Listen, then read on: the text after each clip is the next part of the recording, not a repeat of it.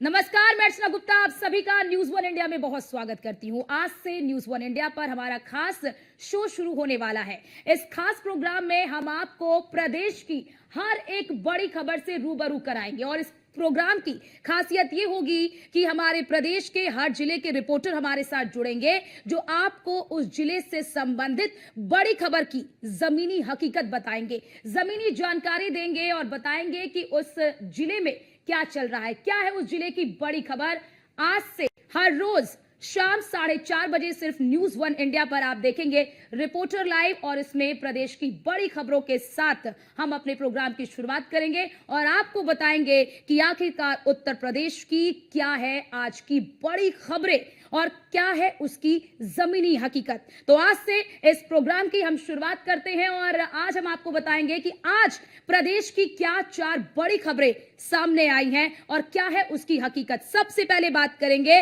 लखनऊ की। लखनऊ में पार्टी मुख्यालय में राज्य स्तरीय बैठक को बसपा सुप्रीमो मायावती ने संबोधित किया, क्योंकि बसपा अब अपनी खोई हुई जमीन को तलाशने में जुट गई है। दरअसल उत्तर प्रदेश में 2027 में होने वाले विधानसभा चुनाव से पहले बसपा खुद को मजबूत करने में जुटी हुई है और इसी कड़ी में मायावती ने पार्टी पदाधिकारियों के साथ बैठक की और बैठक में एक रणनीति बनाई गई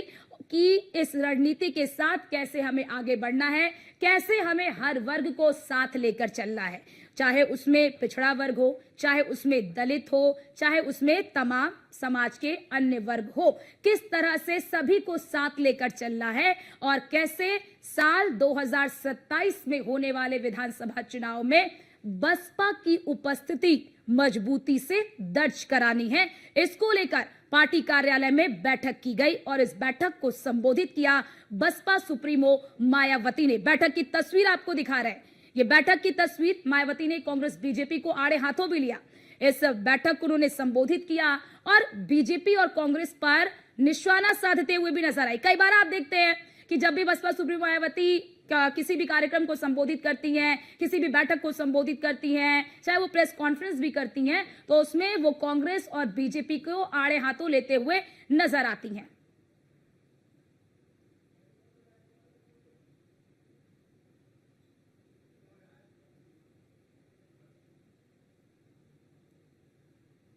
तो आप देखिए बसपा के अच्छे दिन क्या आने वाले हैं, बसपा के अच्छे दिन कब आएंगे और बसपा में अच्छे दिन लाने के लिए जो रणनीति बनाई जा रही है वो कितनी कारगर साबित होगी।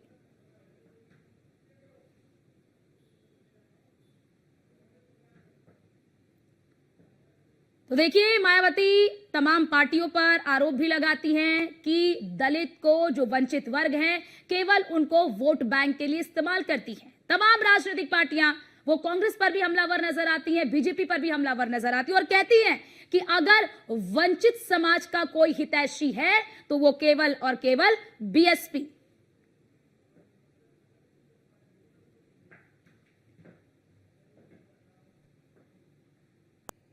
और सबसे पहले हमारे साथ हमारे संवाददाता पंकज मंडल हमारे साथ जुड़ चुके हैं, जैसा कि आप इस वॉल पर भी देख रहे हैं, और वो आपको तमाम जानकारी देते हुए नजर आएंगे। पंकज मंडल, सबसे पहले आप जानकारी ये दीजिए कि ये जो रणनीति बनाई गई है, ये रणनीति कितनी कारगर साबित होगी बसपा के लिए।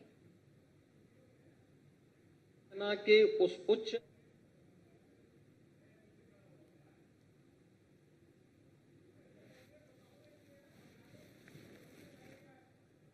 चलिए पंकज के पास वापस लौटेंगे, लेकिन ये आपको तस्वीर हम दिखा रहे हैं कि किस तरह से दलितों को, पिछड़ों को, हर वर्ग को, सवर्णों को भी